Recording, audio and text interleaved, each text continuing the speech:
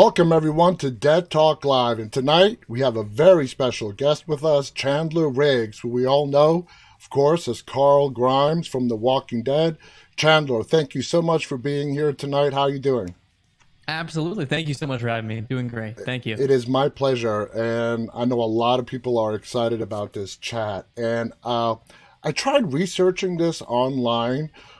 It was made really big news that you were going to college after high school and you got accepted to several universities, but I could never find out, did you actually go to college? And if you did, which one did you go to?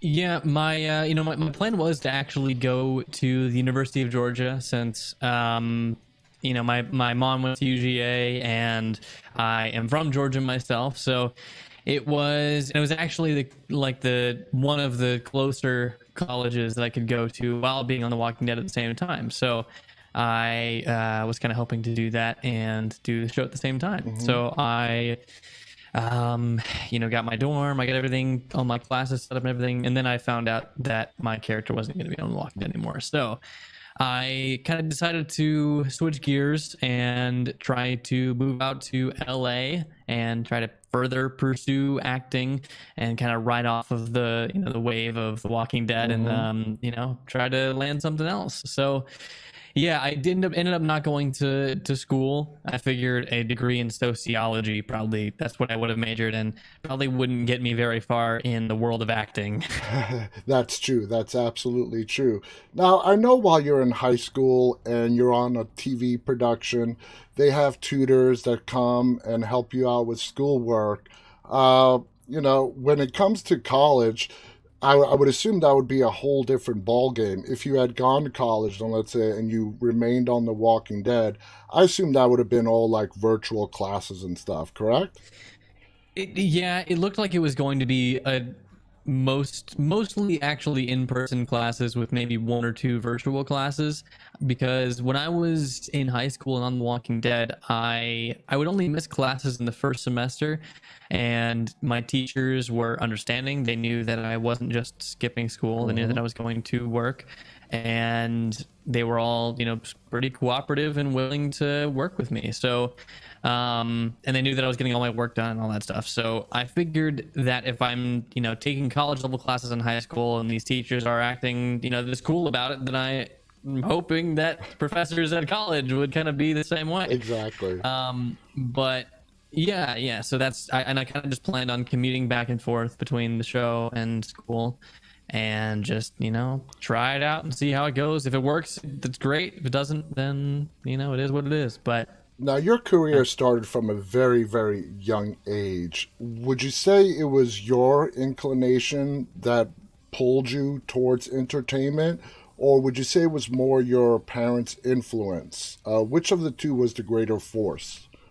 a little bit of both. My parents kind of exposed me to it a little bit. With my mom is super into theater. She runs her own theater company, and my dad not as much. He has a little bit of stage fright, but he is in a band and he loves performing. So I got a little bit of taste of that when I was a lot younger, like 3 or 4, and my parents would have to bring me to rehearsals and stuff like that, and I just really wanted to be on stage and kind of just went from there. I booked a couple of things in theater. I went in to do some commercials here and there, got an agent, a couple of small movies, and then Walking Dead. Now, leading to The Walking Dead, you had met Gail Ann Hurd on a TV movie called The Wrong Man. She was the executive producer.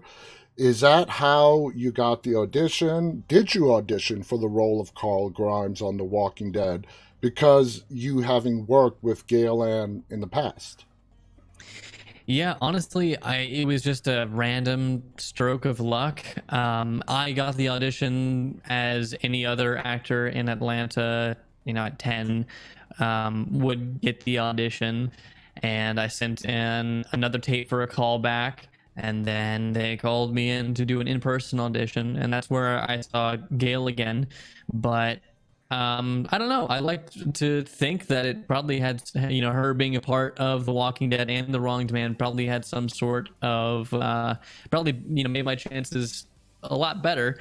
But yeah, no, I still auditioned for it and still had to, go up against a bunch of other, 10-year-old kids in Atlanta. Wow. And you being a Georgia native, living in Atlanta, and now Atlanta is just such a huge movie, television filming spot. How does that make you feel about your home state?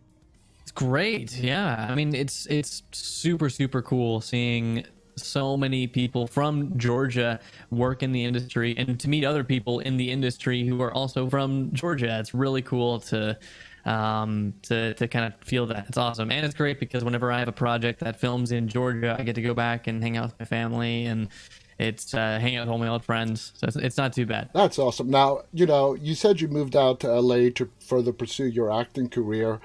I mean, knowing that Atlanta and Georgia are such huge hotspots, would you recommend to others to, if they really want to pursue acting, to go to LA, or is Georgia like the new LA? Well, I think that in everywhere outside of LA is where everything films, right? Mm-hmm. However, I feel like a lot of things cast out of LA. So, I mean, me personally, I feel like I have a better shot landing like, those series regular roles or those lead roles if I'm in LA and I can go in person to an audition and leave a good impression versus if I'm just sending in a tape from anywhere else. But I mean, that's not to say that that can't lead to something big. I mean, that's how I got cast on Walking Dead just as a local. Yeah. So you really never know with anywhere you are or anything you're auditioning for. Now, looking back, all right, your time on The Walking Dead, you spent 8+ seasons on that show from the very beginning till halfway through season 8.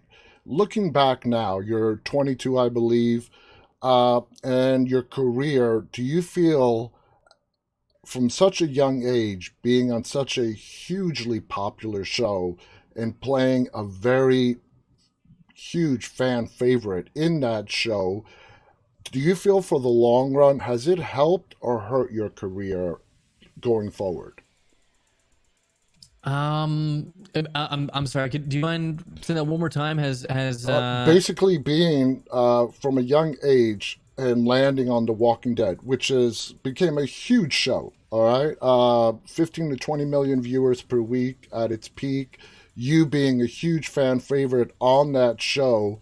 Looking back now and looking forward into the future in regards to your career, do you think getting that role and being in it for so long has helped or potentially hurt your career moving forward? I understand. Sorry about that. No, no. No, I think it's put my name on the map, which is more than I could ever ask for. I got like the luckiest gig of a lifetime.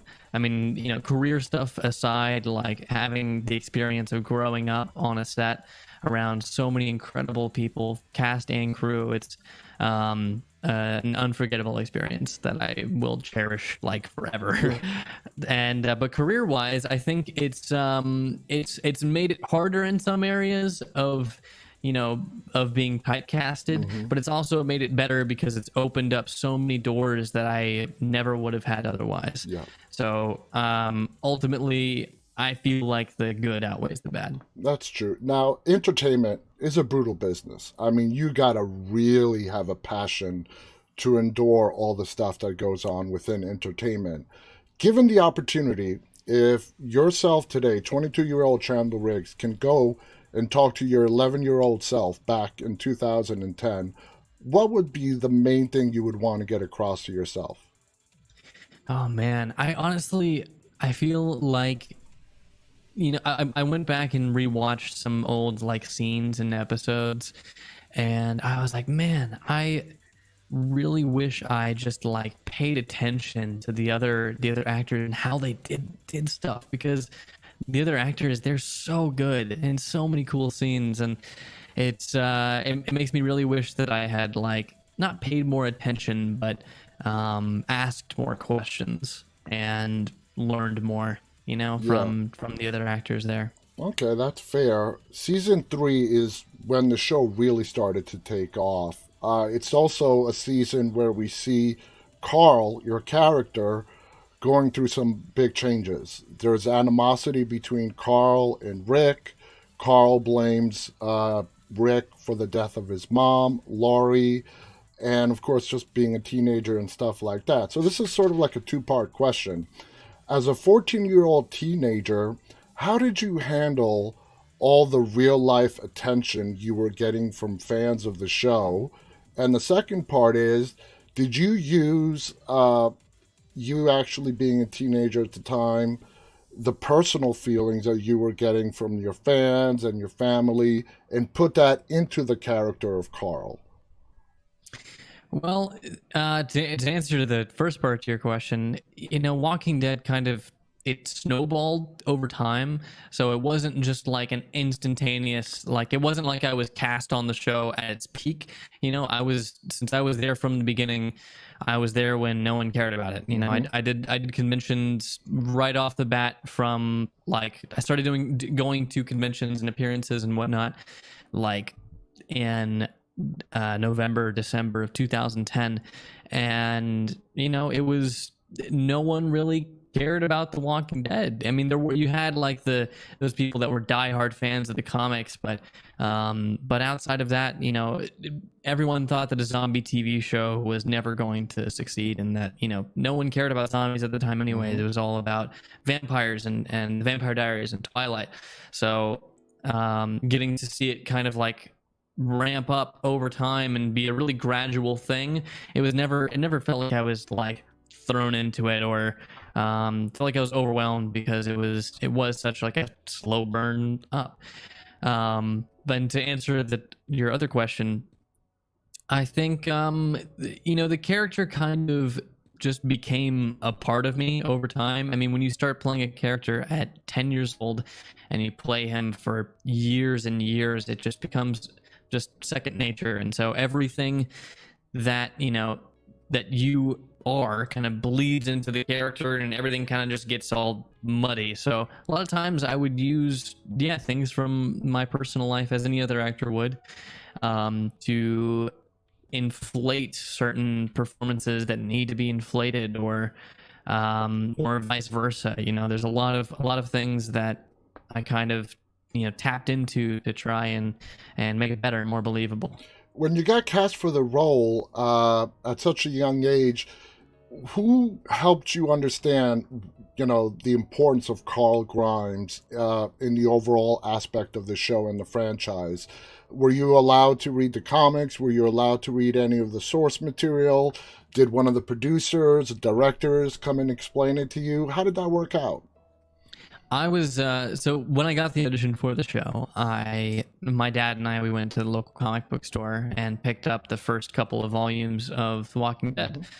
So right off the bat, I knew that Carl was a really important character, and so when I landed the role, I was so stoked, because it was such a cool character. Like, it only 60 or 70 issues were out at the time, but I was beyond excited. Like I was, I thought it was the coolest thing to get to play such a cool character.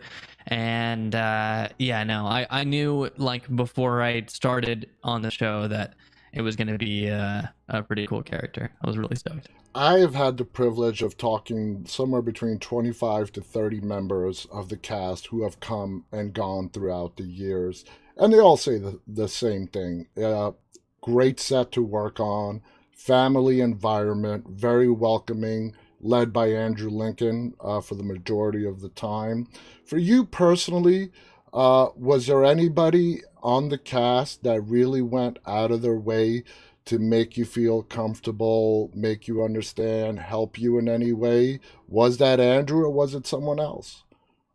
Yeah, I feel like Andy, because I had so many scenes with him, he was just the best, like, role model for me to have there on set, of just someone coming up and being, like, top to bottom prepared every day that he shows up. Like, it blew me away how prepared that dude was walking onto a set. It's crazy. He knew, like, every single word on the script for the whole week. And he even knew my lines and everybody else's lines. Wow. And, like, all of the like stage direction. And and it was crazy to work with someone that was that into everything. It was so cool.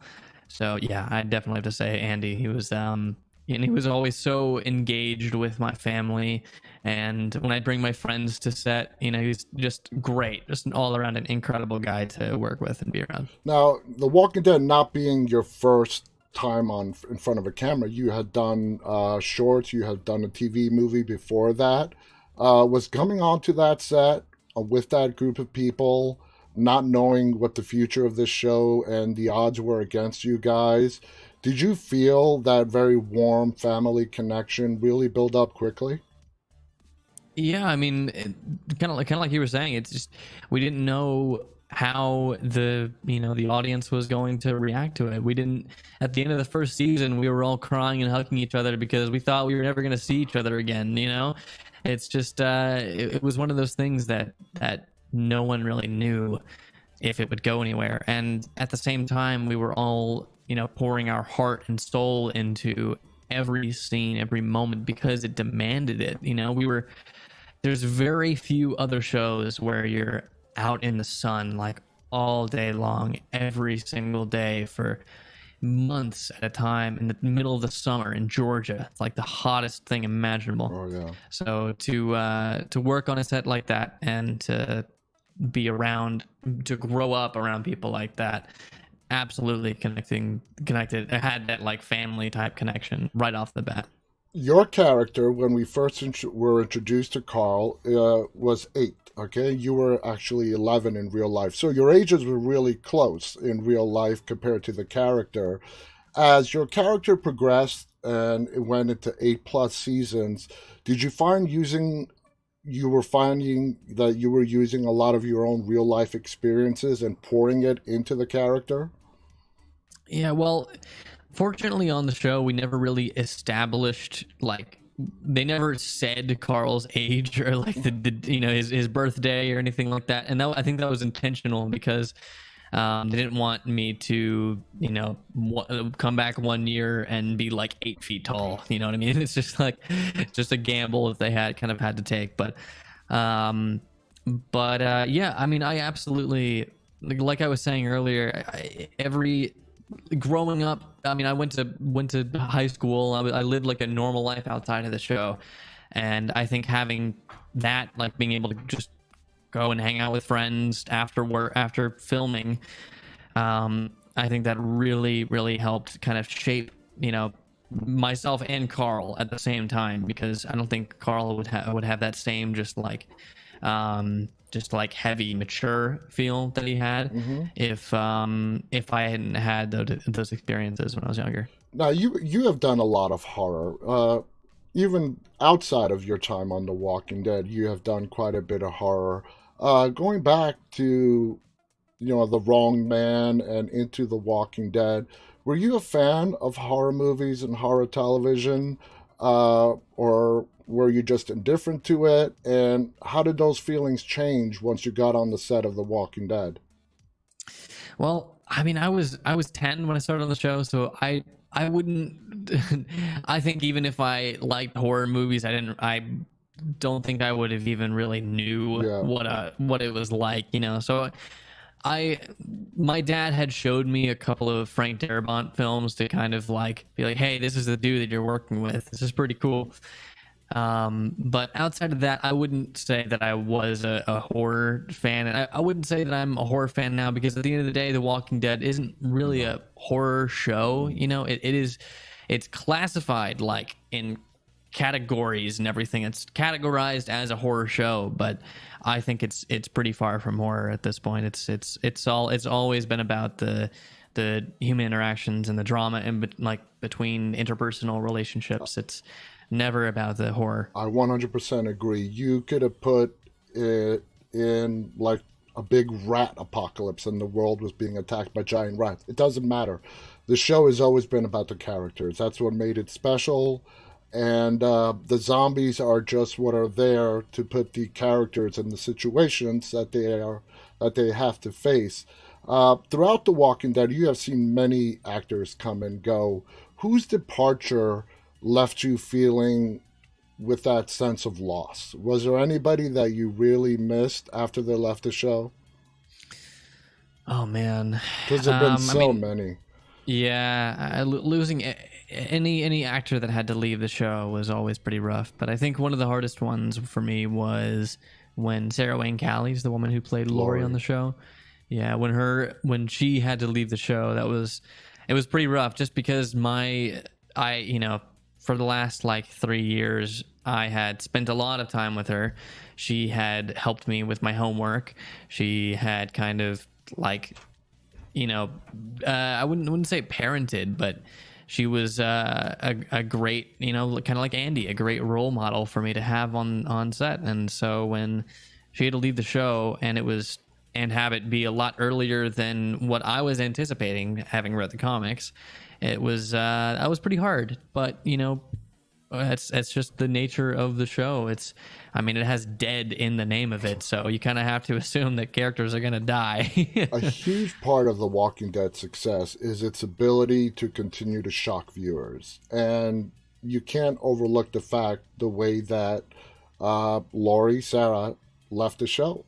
Your character had to shoot her. And the way her departure was, it raised a lot of question marks. There was never a body found or anything like that.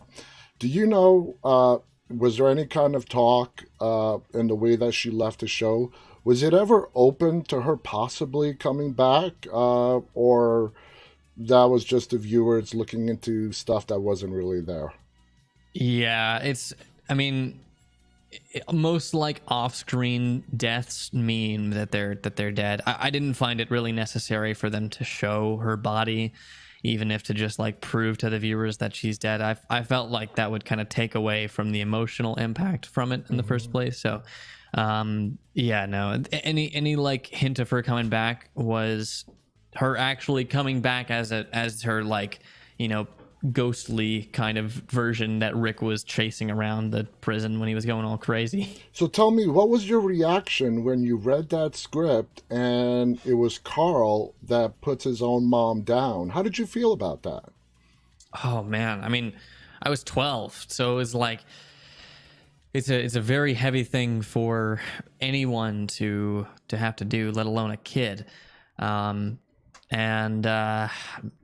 Man, to be honest, I can't remember even that much of like when I was reading the script, but it's just like I just remember being just really bummed out about it, about her having to leave in the first place. It was less about the characters and what my character did. It was just her having to leave that was really bumming me out. The show has always made it a point to show the characters and the events that happen in those characters' lives that help them go on to the next level. Like, for example, your character, Carl, having to shoot your mom, Laurie, on the show was a pivot moment for Carl, okay?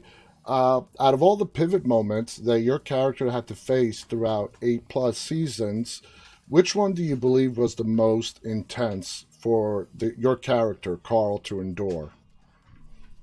Oh, man. And there were quite a few. Like I said, season 3 was a big transformational season, going on to season 4, and then finally reconciling Carl with Rick. Yeah, I think one of the most pivotal moments was that whole the whole pudding episode. That's how everyone knows it as, but it was just such an incredible episode because it was like a staple comic. That whole episode was right out of the comics. And when we got to that episode, and I read page after page, and it was just me. I was like, oh man, this is going to be a lot of work. And it was like my first week of freshman year at high school was that episode that we had to film. And but it was really cool because my audition scene when I had initially auditioned for The Walking Dead was in that episode, and it would a completely different version of it, but it was still like the same kind of stuff, and it was just so cool to get to play all that out again, and to kind of have a full like arc from the start of the episode to the end of the episode that kind of cascaded into the rest of the entire character. I mean, the rest of Carl is kind of built around the start, the end of that episode is kind of when he kind of grows up and matures and becomes the man he is for the rest of the series. That monologue that you have while Andy Rick is passed out on the couch after being literally beaten to within inches of his life from David Morrissey, the governor, and you dragged him, you take him to the house, and he's just passed out for days, and you're talking to him and he's passed out. That was such an intense performance by you. It was amazing. Thank you. You did a great job. And that leads me to, you had several great, more than several scenes, but another one that really stands out in my mind was in the episode, the one before where you actually left, where you're standing on top of the Alexandria walls and you're talking to Negan, giving time for the Alexandrians to escape, and you're basically buying time for them. And it's just you standing on top of that wall and Jeffrey down below, Negan, and you give that emotional speech, and his reaction to that speech was also very intense. Did you and Jeffrey kind of talk that out before you acted it out? Walk us through that sequence. Well, I mean, most of the scenes that we do, in general, are kind of the same process. Some actors like to run the lines beforehand. Some actors like to just do it live. But I do remember going up to Jeffrey and being like, "Man, I think this is our last scene together." I'm like, this sucks. Like, having to do our last scene together, because I know Jeffrey was really looking forward to a lot of the stuff that our characters had in the comics, and knowing that we wouldn't be able to get to do that, he was kind of bummed out about it. But I think a lot of that emotion kind of ended up pouring out into the scene and just coming up in different ways, because Carl and Negan did share this kind of weird bond, and though they kind of were on opposite ends of things, and Carl was stalling, he was still, it was just a last push of like, maybe I can convince him to like put his guns down, and like maybe we can all actually live in peace. And maybe I can do this. And we actually see that in the letter that Carl writes to all the people, because he knew he was dying. He was bit. He was living on borrowed time. Do you think those letters played a huge role at the end of the Savior War as to why Rick spared Negan's life?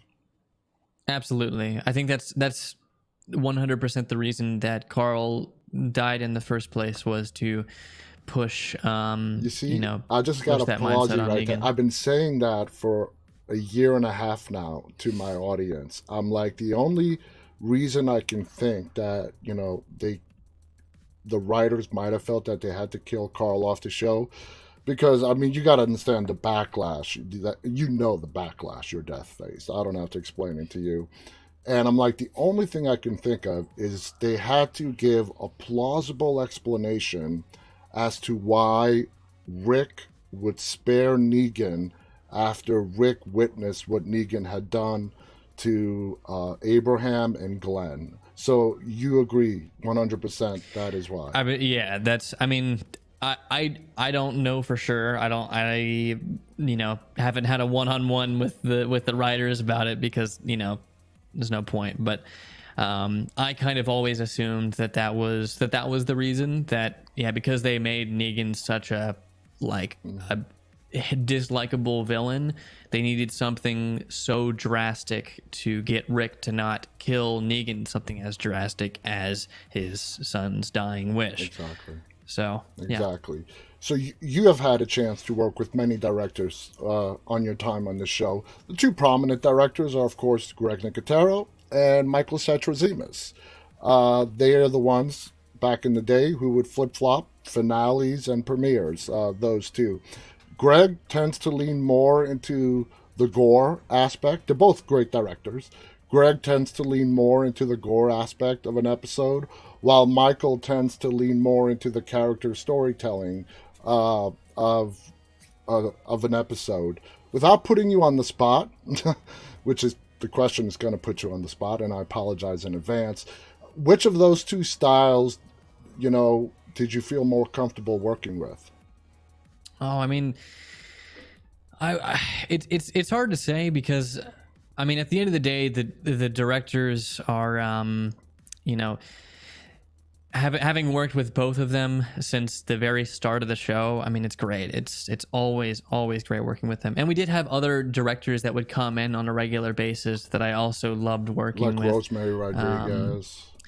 Yeah. Ernest Dickerson is another one who was just incredible and so much fun to work with. But working with Michael Satrazemis was just so much fun because he had been there as a camera operator actually in the first season, and then got bumped up to director of photography in some of the later seasons, and then got to direct in season 4. So seeing him kind of go on to do so many awesome things and get to work with him, it was just so much fun because he knew me and he knew how to like get me to do the things that he was envisioning. So it was just super easy for us to work together and for him to direct me. And I actually got the chance over this past summer to shadow Mikey while he was in Austin, Texas, shooting Fear the Walking Dead. He told me. Yeah, that was pretty cool. Nice.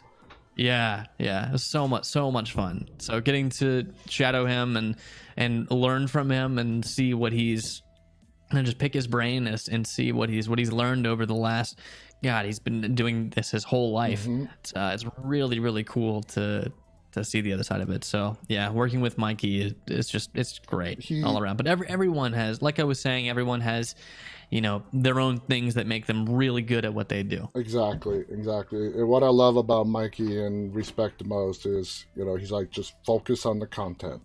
That's what he cares about. He cares about the final product. Everything else is just noise.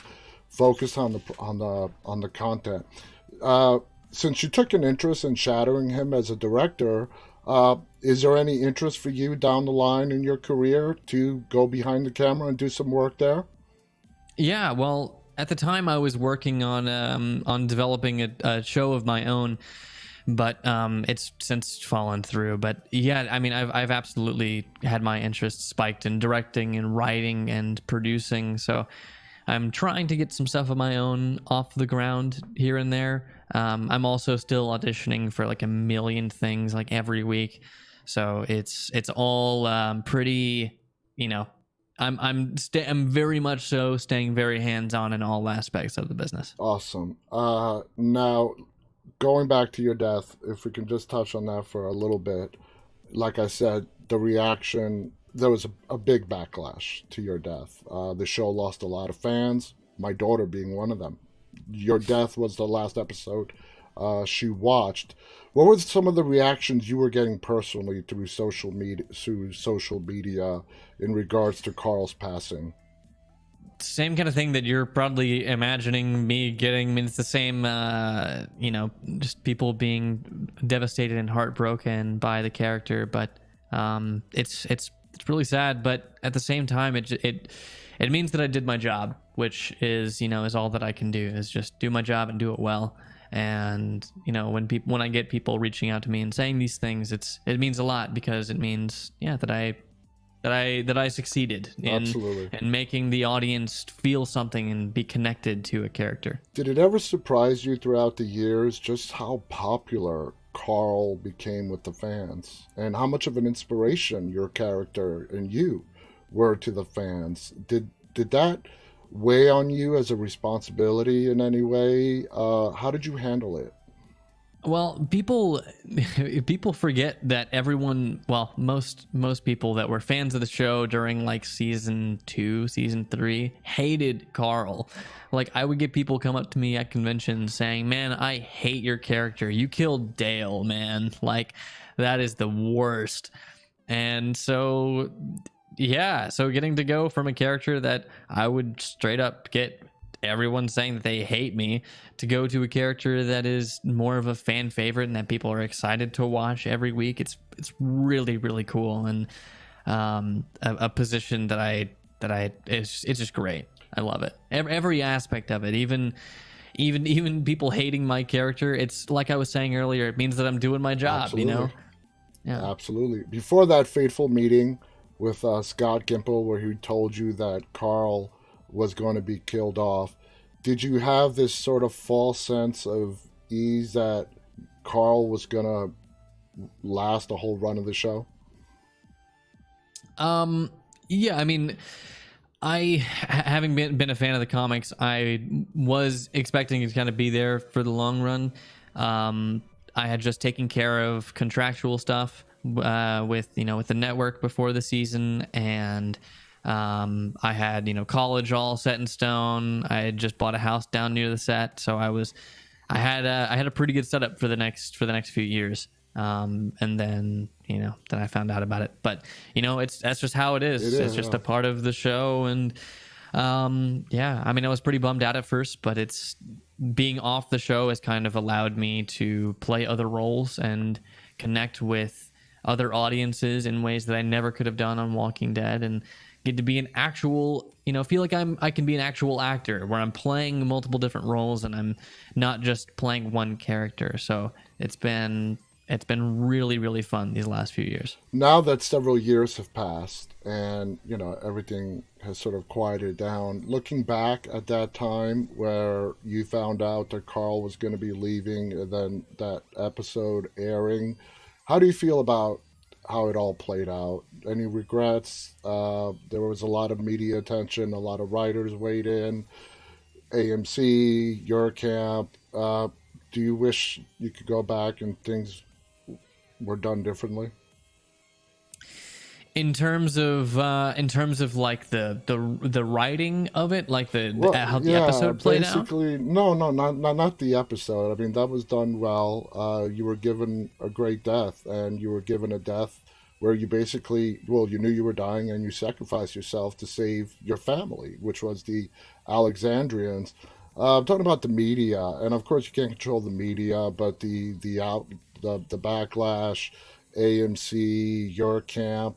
Now that everything has settled down and you've had several years to absorb everything, do you wish it was handled differently by AMC? Do you wish some of it might have been handled differently by your camp? Or, it is what it is. Let's just move on. Yeah, that's kind of the mentality I have towards it. I mean, there are some sides to it that have specific point of views that I might always not agree with. So it's just, I don't know. At the end of the day, it's been like 4 years since then, so I don't like to dwell on things that long ago and worry about that kind of thing. So I'm really not. I'm just more focused on how to kind of exactly on kind of moving forward and doing other projects and expanding, and not really kind of keeping myself in a box. So let's talk about your death dinner. The infamous Walking Dead death dinners that the cast gives when, fellow cast members go away. Did you get a pretty good death dinner? Did they celebrate, give you a good going away party? Yeah, it was just, man, it was so sad. Like we had it at my house, and my mom had gotten like a catering service together. So, it was just like, everyone like had something to say about how they felt about my time on the show and me leaving and everything, and it was just like, it was pretty sad. So have you kept in touch? There's not much else to say about it. Have you kept in touch with some of the cast members and crew and whatnot? Yeah, I get to see a bunch of the other cast members at conventions here and there, and my roommate is Caitlin, the girl who played Enid in Walking Dead. My roommate is her boyfriend, so she's over at my house all the time. Wow! So it's never. I always get to hang out with some of the people from the set. It's never too bad. That is so cool. Now, a lot of actors, when they leave a role, they sort of stop following the series. A lot of them have told me that it's sort of their way to break away and move on to different characters. Is that true with you? Did you stop watching The Walking Dead after you left the show? Or did you continue watching it after you were gone? Well, I was the biggest fan of the show while I was on the show. I think I watched the show and was like really religious about it and keeping up with the comics and everything while I was on the show, more so than anyone else on the cast and crew and everyone. So even when I left the show, I've been keeping up with it. I haven't seen season 10 or 11 yet, but I've seen up through season 9, and I was waiting to binge it on Netflix. So it's out and it's waiting. I just gotta find some time to sit down and watch the whole season. But I try to keep up with it because, you know, I get questions like this of if I still keep up with the show, and I would love to say yes, that I've seen every episode and I'm up to date, but I haven't yet. I am planning on doing it though, because at the end of the day, I do love the show. It's a great show. And what a lot of people don't know is that when you're in entertainment, the time that you have to enjoy entertainment is greatly reduced. Yeah. There's just no time to just sit back and watch something that you want to watch. So moving forward now, what is your goal in regards to your career? Do you want to strictly concentrate on acting? You said you tried getting a couple of projects and trying to get a couple of projects off the ground. What is your like immediate near-term goal? Honestly, just to get something off the ground, whether it's acting related or writing related or directing related, anything. I have a few things in the works, so I'm trying to get any of them off the ground. My end goal is always to, you know, play a part in a story that the audience can, any audience can connect to and relate to and distract themselves with, and help them in some way with whatever it is that they're going through. I recently got the chance to play a character struggling with depression and anxiety and all this stuff. So getting to kind of tackle that and help people going through that, to give a character that people can relate to, incredible. It's it's an amazing feeling, and it's something that I'm constantly chasing after. Do you want to continue on TV? Do you want to do more films? What would be your preference, if there is a preference? I'm doing anything that comes my way. Yeah, I prefer television more, just because it's you get the chance to have a longer run for something. You get the chance to really flesh out your character and let it develop and become better over time. Well, I feel like a movie is a little bit more limited in scope, but still accomplishing the same thing. So, yeah, that's kind of why I'm saying just anything that comes my way is yeah. Chandler, you have a bright future ahead of you. You're a talented actor. You have given us some of the best moments that will live well beyond our time on The Walking Dead for generations to come. Thank you so much for your portrayal of Carl Grimes. I mean, I just can't say enough on the work that you did. So just thank you so much. Before we go, are there any final thoughts you want to share with our audience? Just thank you guys for being a part of the ride this whole time, for supporting me, for you know, just being there every step of the way. If it weren't for you guys, I wouldn't have a job. So, you know, thanks to you for watching every episode and sticking with it, sticking with all my projects. It's really, really cool, and I cannot thank you enough. Your fans love you. You're awesome. Thank you so much. Thank you. I want to thank Chandler Riggs for being our guest tonight. I want to thank our audience for tuning in. We had a nice big crowd tonight. On behalf of Chandler and myself, stay safe, have a great weekend, and stay walking. Good night, everybody. Okay. Good night, guys.